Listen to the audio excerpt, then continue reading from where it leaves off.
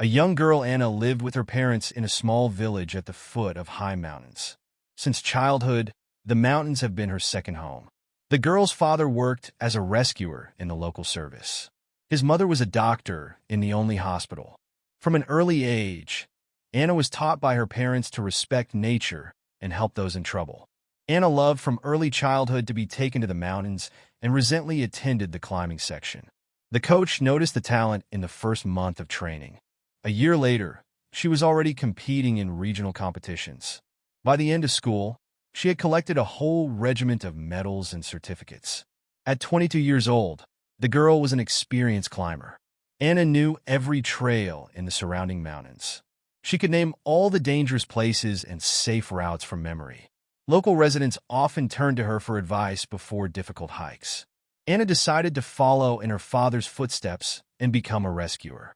For several months, she was preparing for the entrance exams to the rescue school and trained every day according to a special program. She studied books on medicine and rescue. The day before leaving for preparation turned out to be inordinately warm. The sun shone brightly in the cloudless sky. A light wind brought the fragrance of mountain grasses. Anna decided to make one last ascent before her departure. She had painstakingly prepared her outfit the night before. I checked every carabiner and not on the ropes. I put a supply of water and food in my backpack. I added a first aid kit and a warning light. The phone was fully charged. The ascent began at dawn. Anna left the house when the first rays of the sun had just touched the mountain peaks, breathing in the fresh and cool air with pleasure. Birds chirped merrily overhead, heralding excellent weather. The girl chose her favorite route on the eastern slope. The trail began at an old pine tree with an unusually curved trunk. The first hour of the way lay through the dense forest. Further, the trail climbed to the rocky ledges. Anna walked at an even pace. She was in no hurry. I wanted to remember every minute of this difficult but very interesting hike. From time to time, she stopped to make photos. Especially beautiful were mountain flowers in the morning dew. At the stop, the girl pulled out a thermos of hot tea. Above the mug, steam rose in the cool air. There was not a sound to be heard around them. Only light wind rustled in the crowns of the trees. After 2 hours of climbing, the forest gradually began to thin out. The belt of alpine meadows began. The grass here was low and hard. Between the stones grew bright mountain flowers, and the air unquestionably became cooler. Anna climbed up to a small plateau, from which a breathtaking view opened onto the valley. She took her camera with her to take some photos to send to her parents. At that point, the girl heard an unusual noise, something like the cry of a small child. It came from beneath. Anna froze and listened. After a while, the sound echoed. He was full of pain and fear. She had never heard anything like this in the mountains before. Cautiously approaching the edge of the plateau, she looked down. On a narrow, rocky ledge about 15 meters below sat a small brown bear cub. His hind leg was caught between the rocks. The bear cub was shivering with fear and cold. He struggled, tried to free his paw, but he only hurt himself. Every movement caused a new attack of crying. The situation was critical. Suddenly, a growl was heard from above. Anna looked up. On a rocky ledge, just above her position, a large bear was rushing about. She was clearly the mother of a bear cub in distress. The bear was trying to find a way to the cub. She went down a very steep slope, but the stones broke under her weight. Each attempt at a descent ended with a rockfall. This only increased the panic of the bear cub in trouble. Anna quickly assessed the situation. The slope was too steep for the bear. Without help, the bear cub could not free himself. His paw was very seriously clamped. Consequently, the cub will either die of hunger and thirst or fall down into the abyss. Anna took out her phone and sent a message to her parents, showing the exact coordinates of her location. The girl also wrote that she was going to help an animal in trouble and promised to call her parents in an hour. Then Anna began to prepare for the descent. She took a climbing rope out of her backpack and checked her equipment. Then she took off her jacket so that it did not interfere with the movements and removed unnecessary things from the backpack. The descent was very difficult and dangerous. The rock was almost vertical. There were catastrophically few hooks for arms and legs. The surface of the stone was damp with dew in places. One wrong move could be fatal. Anna started slowly and carefully to descend. She thought through every step with trepidation. I checked each support several times. Sweat poured into my eyes, and my hands began to shake from the strain. The bear has taken into account the movement of the man and began to growl aggressively. In anger, the predator even threw down stones and branches, trying to protect her cub in this way. Due to this, Anna had to press herself against a rock, dodging falling objects. The descent took almost half an hour. Every minute seemed to him like an eternity. Finally, Anna descended to the level of a bear cub. Now it was necessary to move sideways along a very narrow ledge. Anna slowly shifted the weight of her body from foot to foot, trying not to look down to see deadly, sharp stones. The bear cub noticed that a man was approaching. He tried to crawl away, but his stuck paw wouldn't allow him to do so. The baby's cries grew louder and more pitiful. Then Anna hushed loudly and began to speak in a quiet, composed voice. She uttered simple, soothing phrases. She approached the frightened animal slowly and gave him some time to get used to her presence. Slowly, the bear cub started to calm down. His screams became quieter and his trembling decreased. He followed the man's movements curiously. In the eyes of the cub, fear was replaced by interest. Once next to the bear cub, Anna was able to better assess the situation. The animal's paw was sandwiched between two large stones. Fortunately, there were no visible signs of a fracture, only small abrasions on the skin. The girl pulled a rope out of her pocket. It was necessary to tie the bear cub so that it would not fall after being released. Anna slowly stretched out her hand to the animal, trying to guess its reaction. With surprise, it turned out that the bear cub didn't resist. Not only did he let himself be tied with a rope, but he even clung to the man, as if seeking protection. It was an amazing moment of trust between man and the wild beast. Now, the most difficult thing to do was to free the paw. Anna carefully began to loosen one of the stones. She tried to be as careful as possible so that she wouldn't hurt the animal.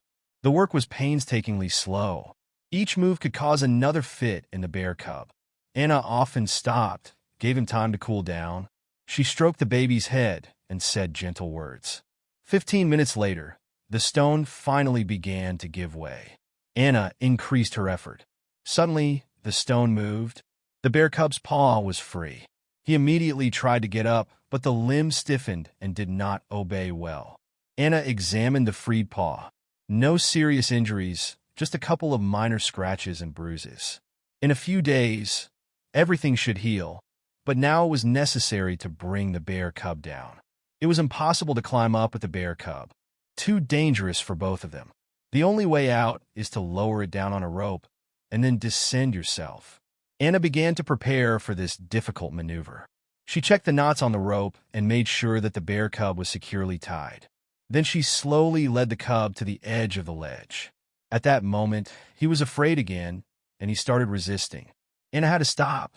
She once again calmed the frightened animal. I stroked him, talked to him for a long time. Gradually, the cub began to trust her again. He let me continue with preparations for the descent. The bear cub's descent was very tense. Anna slowly released the rope. Her hands were shaking from the strain, and sweat streamed into her eyes. When the bear cub touched the ground, he did not immediately understand what had happened. For a few seconds, he just stood motionless. Then he began to jump for joy. Now he was free and uninjured. Anna untied the rope. She needed to go down herself, but she was very tired. His arms and legs were trembling with fatigue, but it was necessary to act quickly while there was still strength left. Further descent took another 20 minutes. Every movement was difficult. Several times the girl almost fell off. Finally, her feet touched the ground. Anna just lay down on the grass, unable to move. The bear cub, who had been waiting below all this time, ran up to her. He began to play, poked his nose, tried to climb on it. Anna smiled, because the behavior of a small predator now was more like the behavior of a domestic puppy. Suddenly, they heard a noise in the bushes. Anna froze. A bear came out of the thicket. She had found a detour and gone down a gentler slope, was standing a few meters from the man now. Anna knew, well, she wouldn't be able to get away. She couldn't even get up. What was left was just to lie still and wait for the best. The bear cub still was playing nearby, totally indifferent to what was occurring between the three. Fortunately, to Anna's relief, the bear did not exhibit any aggressiveness. She slowly approached the cub, sniffing it with caution. I made sure that he was not wounded. Then, to Anna's surprise, the bear allowed him to continue playing next to the human. Suddenly, the huge predator herself vanished into the bushes. A minute later, she returned with Anna's backpack in her teeth, which had fallen during the descent. She carefully put it next to the girl and retired a few steps away. Anna sat down with difficulty. I pulled out a bottle of water from my backpack and greedily drank almost all of it. The bear and the bear cub remained nearby. They appeared to be protecting a man who had just saved a precious life. The time passed, but the animals did not move away. The bear cub continued playing next to Anna. The bear lay quietly a few feet away from them. This unbelievable scene couldn't be true. It was all so surreal. Voices could be heard from far away. Anna's parents were in a rush to check if everything was okay with her. The bear stood up. She approached the girl and touched her leg with her paw. There wasn't a bit of aggression in that. It was as if the bear said goodbye and thanked her for her help. Finally, the bear cub ran up to Anna. He dug his warm muzzle into her shoulder. Then the bear grumbled softly, calling the cub to her. They slowly went into the forest and disappeared among the trees. A few minutes later, Anna's parents appeared. They saw their daughter sitting on the grass, surrounded by huge bear tracks. Their faces were worried and relieved at the same time. Her father was the first to approach Anna. He immediately noticed rope marks on her hands and crumpled clothes. The mother took water and a dry shirt from her bag. Anna briefly told them about what happened. Then, she showed the place on the rock where the bear cub was stuck. The parents listened silently, realizing in horror what their daughter had just gone through. Father climbed up the gentle slope. He collected the things that Anna had left on the set. I found her jacket and camera. Everything was intact. Her mother examined Anna's hands. There were calluses on his palms and small cuts from sharp stones. She treated her daughter's wounds from a first aid kit. When Anna tried to get up, her legs would not listen from exhaustion. Parents helped their daughter up. Slowly, supporting the girl on both sides, they began the descent to the village. The next morning, Anna went to training. She took with her not only a backpack with things, but also memories of the incredible story of meeting a family of bears and amazing gratitude of animals. Often during hard training, she remembered this day. The memory of saving the bear cub always gave her strength. She knew that she had chosen the right path in life.